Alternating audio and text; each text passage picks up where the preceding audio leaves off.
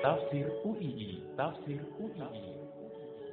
Mengkaji tafsir Al-Quran dari Quran Karim dan terjemahan artinya milik Universitas Islam Indonesia, serta Al-Quran dan tafsirnya yang diterbitkan oleh Universitas Islam Indonesia. Bersama Kiai Haji Ahmad Bahaudin Nur Salim, pengasuh Pondok Pesantren Tahfiz Quran Rembang. Beliau juga merupakan mitra Profesor Zaini Dahlan MA dalam penyusunan Quran Karim dan terjemahan artinya.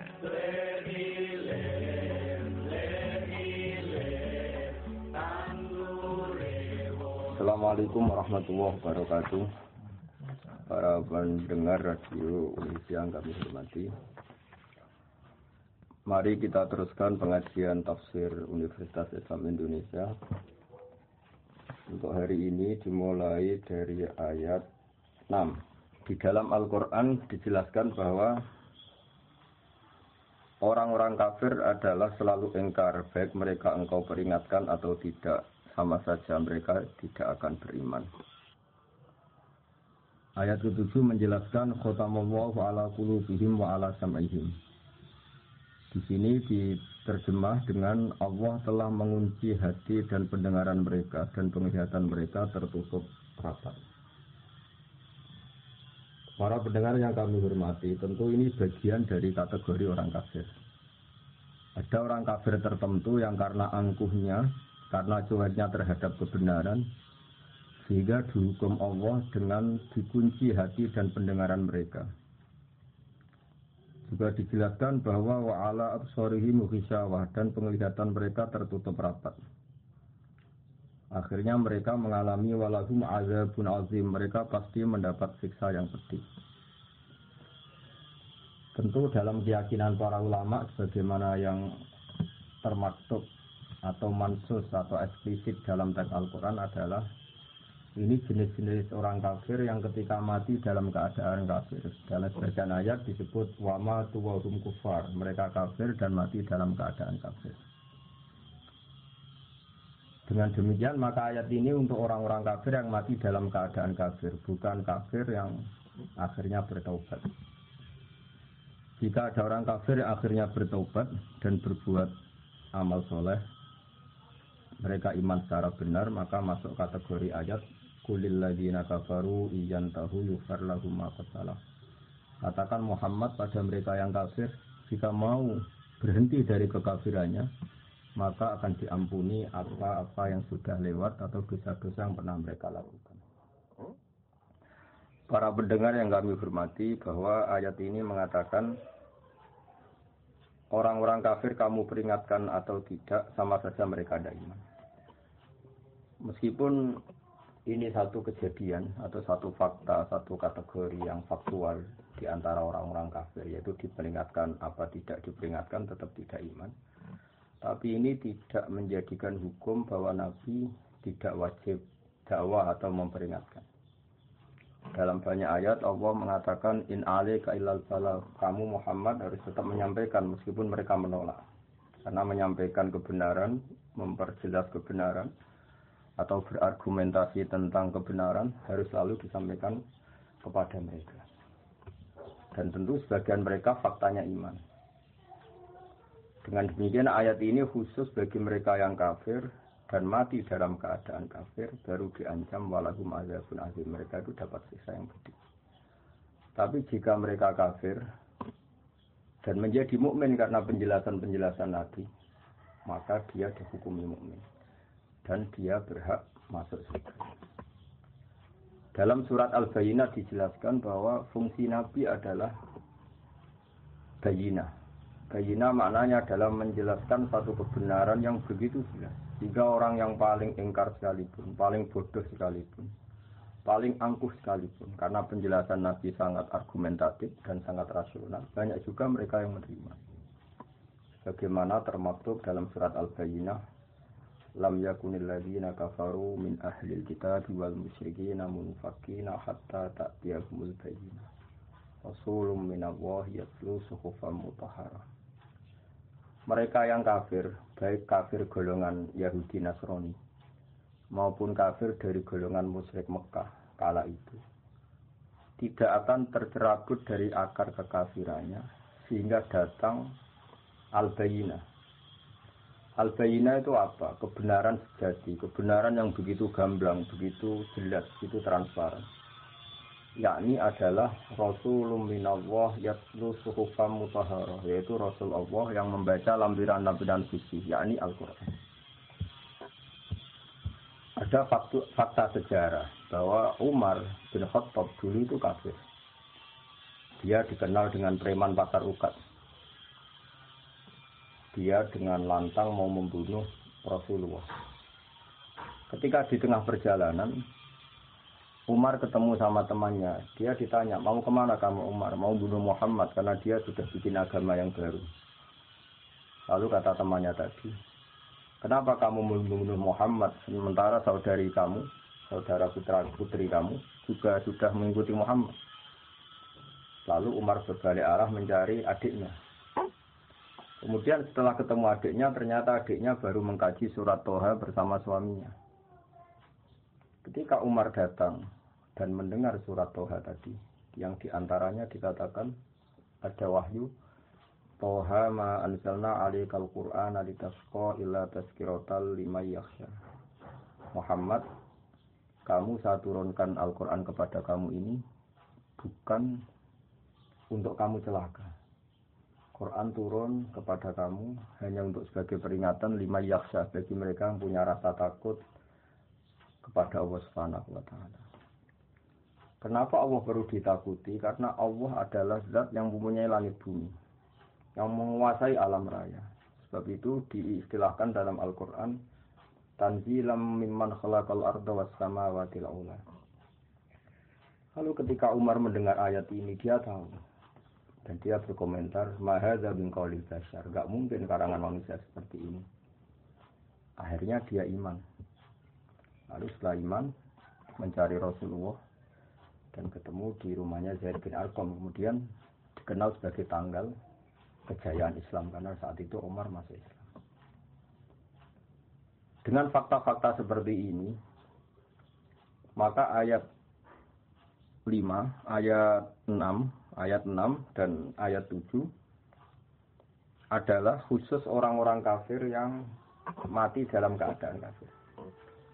Tapi bukan berarti semua kafir adalah ngalami khatamallahu ala qulubihim wa ala sam'ihim. Orang-orang kafir yang hatinya ditutup sampai mati enggak. Sebab banyak juga orang kafir yang akhirnya masuk Islam.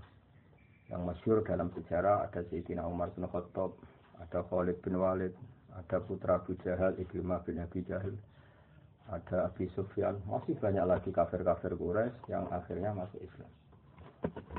Dengan demikian ayat 6 sampai 7 adalah kategori tertentu, yaitu mereka kafir dan mati dalam keadaan kafir.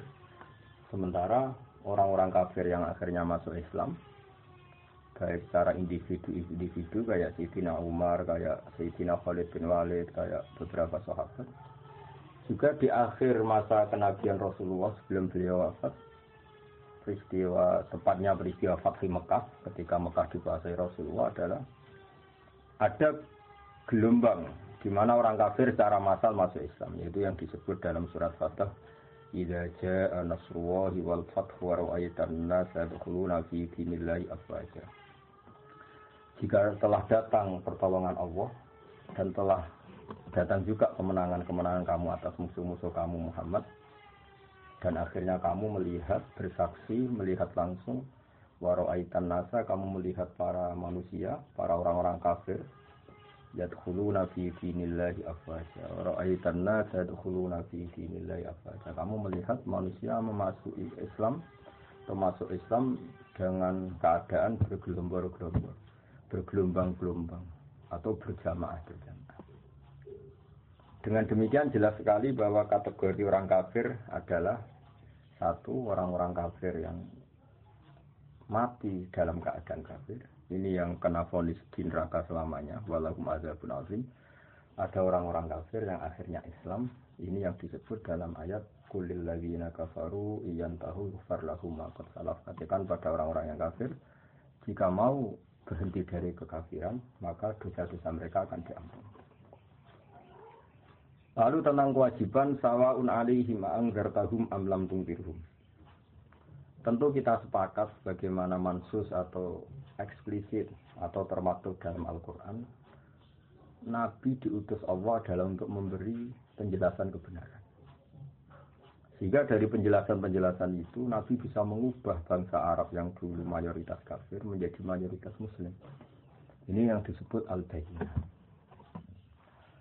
Ada contoh unik dari kekeliruan orang kafir yang sudah akut, tapi karena logika yang dibangun Nabi, akhirnya mereka tercerabut juga dari kesalahan itu, bisa terbebas juga dari kesalahan itu. Orang-orang kafir adalah merasa bahwa di dunia ini urusan banyak, kasusnya banyak, problem hidup banyak, beban hidup banyak. Jika mereka berpikir, kalau kita punya Tuhan satu, maka tidak cukup untuk menyelesaikan masalah-masalah kita. Lam yasa'na ilahun wahid. Tentu kita tidak cukup oleh Tuhan satu. Karena urusan kita banyak, problem kita banyak. Begitu seterusnya. Sehingga di seputar Ka'bah itu ada 360 berhala. Belum berhala-berhala kecil yang disembah oleh mereka yang musyrik di rumah masing-masing. Sebagai benda yang dituhankan. Ketika Rasulullah mengajak bahwa Tuhan itu harus satu. Tuhan itu enggak sama dengan makhluk. Mereka protes, ya Muhammad, kita-kita ini punya urusan banyak, punya problem banyak. Tidak mungkin masalah semua ini selesai dengan satu Tuhan. Ini yang diceritakan oleh Allah Subhanahu wa taala dalam ayat aja'alal alihata ilaha wahida inna hadza lasyai'un 'adzab. Masa Muhammad mengajari kita satu Tuhan? Ini aneh. Karena urusan banyak kok Tuhannya satu. Lalu Rasulullah dengan sabar, dengan bijak, dengan telaten mengajarkan mereka. Mereka diajarkan demikian. Kalau kamu punya satu Tuhan, yang Tuhan itu memberi rezeki kamu, merawat kamu, mensubsidi kamu. Lalu ada satu Tuhan yang jadi beban bagi kamu. Kamu harus membersihkan dia, kamu harus memandikan dia, kamu harus ngasih makan dia. Lalu kamu milih Tuhan yang mana? Kata mereka, tentu milih Tuhan yang memberi kita. Berhala-berhala yang kamu sembah adalah merepotkan kalian. Kamu harus menyuci mereka, membersihkan mereka, ngasih sesajen sama mereka. Ini yang disebut dalam satu masal dalam perumpamaan wahwa kallun ala maula. Hanya jadi beban bagi kamu. Oke Muhammad, kita memilih Tuhan yang enggak merepotkan kita, tapi Tuhan yang memberi rezeki kita, yang memberi makan kita, yang menciptakan langit dan bumi. Lalu Tuhan yang begitu berapa Muhammad? Allah memberi penjelasan lagi lewat nabinya. Allah membuat satu perumpamaan. Kalau kalian jadi pembantu, dulu istilahnya budak sahaya. Kalau sekarang mungkin pembantu. Meskipun pembantu dan budak tentu beda. Tapi gampangan dalam perumpamaan begini. Kalau kamu jadi bawahan, kemudian punya majikan banyak, semuanya minta kamu layani, mereka semuanya minta perintahnya dilaksanakan. Mereka akan tersinggung dan marah besar kalau perintahnya tidak dilaksanakan. Lalu majikan Anda ini banyak, perintahnya beda-beda, seleranya beda-beda, semuanya tersinggung kalau semua perintahnya tidak dilaksanakan. Dengan kalau kamu jadi pembantu atau bawahan punya satu majikan. Majikan ini akhlaknya baik, tidak otoriter, perintahnya tunggal. Dan hanya dia majikan kamu. Kamu milih mana? Punya majikan banyak yang berbeda-beda dengan satu majikan saja. Lalu orang kafir menjawab, tentu Muhammad kita milih satu majikan saja. Kata Rasulullah, begitulah Tuhan. Tuhan kamu adalah nanti yang ngatur kamu, yang merintahkan kamu, yang bikin aturan. Jika Tuhan satu, maka nyaman bagi kita semua. Karena perintahnya satu, dari zat yang satu. Dan tidak ada rivalitas, tidak ada saingan. Ini yang dimaksud dalam ayat Dorobawahu masalah rojulan fihi syuraka mutasyakisuna wa rojulan salamal lirojul. Hal yastawiyani masalah. Coba Anda logika, Anda angan-angan, Anda pikirkan. Bagaimana kalau ada seorang lelaki yang jadi bawahan, kemudian dia punya majikan banyak, yang seleranya beda-beda, yang perintahnya beda-beda. Semuanya minta dilayani. Semuanya memerintahkan untuk ditaati. Tentu ini akan membingungkan sang bawahan, karena perintahnya beda-beda. Lalu dibanding dengan satu pembantu atau bawahan yang punya satu majikan. Lalu Anda milih mana? Mereka sepakat memilih satu majikan. Akhirnya mereka sadar bahwa punya Tuhan banyak itu menjadi repot, menjadi problem, menjadi masalah. Akhirnya lewat kesadaran itu, karena barokah ajaran Rasulullah SAW, akhirnya mereka berkeyakinan dan menjadi tahu bahwa fa'alam annahu la ilaha illallah, bahwa memang Tuhan itu harus satu. Di sini yang dimaksud al-bayyinah. Maka pemirsa yang kami hormati, pendengar yang kami cintai, kita jangan bosan-bosan membuat argumentasi ilmiah yang memastikan bahwa Tuhan itu satu.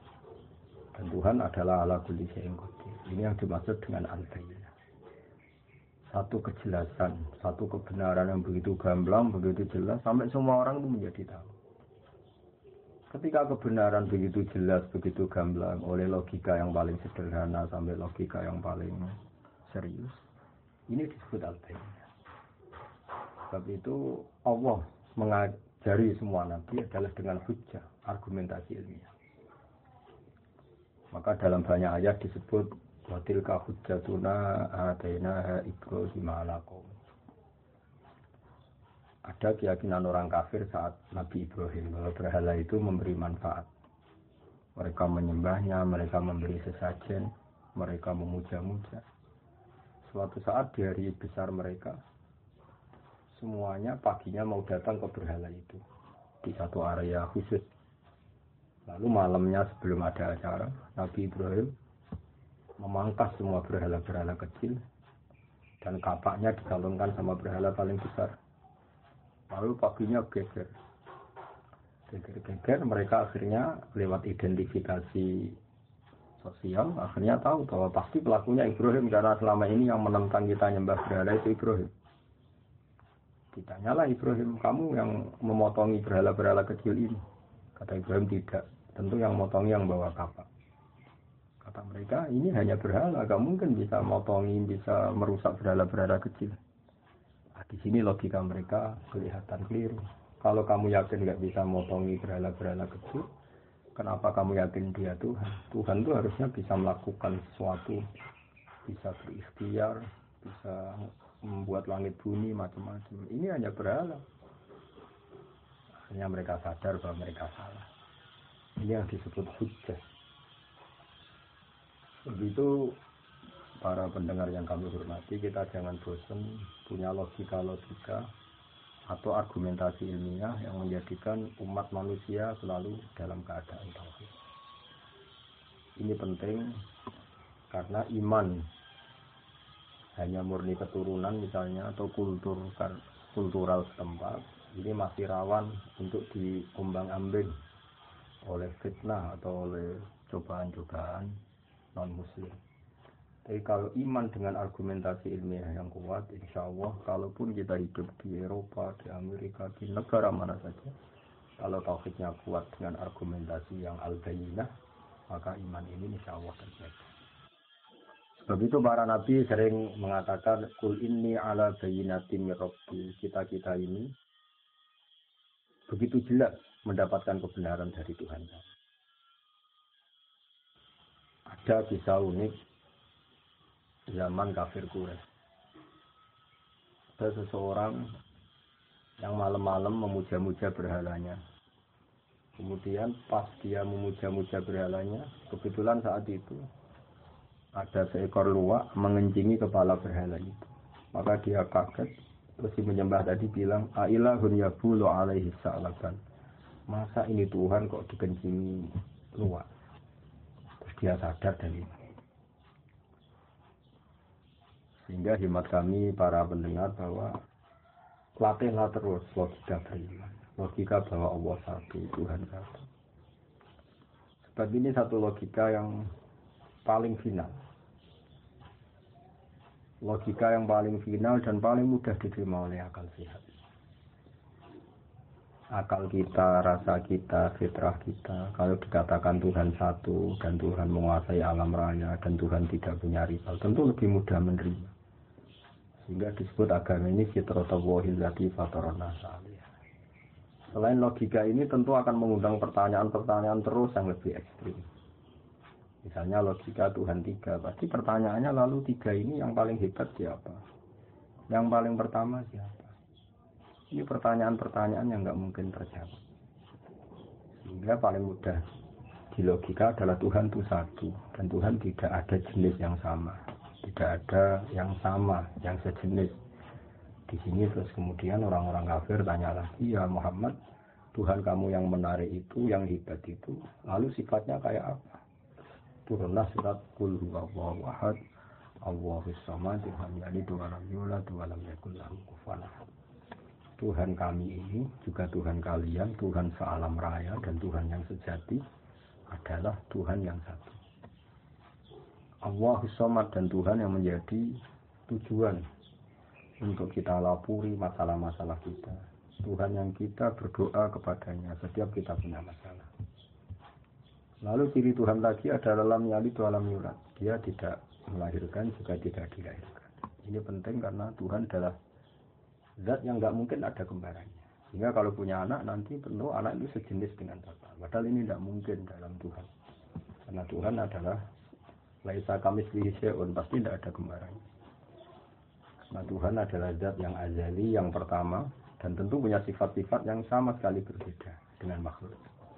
Yang oleh istilah para ulama disebut mukhalafatul hawadits, pasti beda dengan makhluk. Kalau bahasa Quran menyebut laisa kamitslihi syai'un, pasti tidak ada padanya. Kemudian ayat ini ditutup walam yakul lahu kufuwan ahad, dan tak ada seorang pun yang akan menyamai Tuhan sampai kapanpun. Di sini banyak sekali individu-individu kafir Quraisy yang masuk Islam. Klimaknya adalah ketika Fathu Mekah, mereka masuk Islam secara bergelombang-gelombang. Saat itu sekarang kita saksikan Mekah, Madinah, dan semua Timur Tengah mayoritas Muslim. Ini barokahnya penjelasan atau al-bayinah atau argumentasi ilmiah yang terus diterangkan, dibawa-bawa, disosialisasikan oleh Rasulullah SAW. Sebab itu saya ulang lagi ayat 6 innal ladzina kafaru sawa'un 'alaihim a'anzartahum am lam tunzirhum la yu'minun.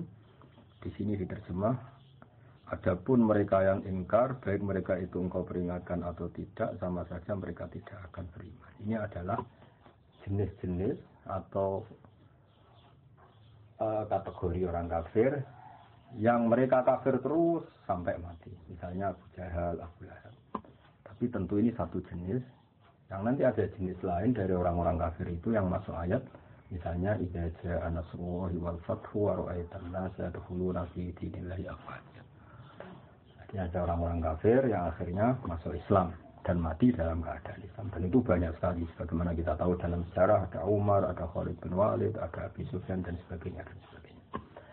Sebab itu dalam disiplin ilmu tafsir dijelaskan seorang mufassir atau seorang mutarjim menerjemah harus hafal Quran dan harus menguasai makna-makna Quran. Sebab 1-2 ayat kadang-kadang di situ Allah hanya menjelaskan satu kategori saja. Ada kategori-kategori lain yang dijelaskan di ayat lain.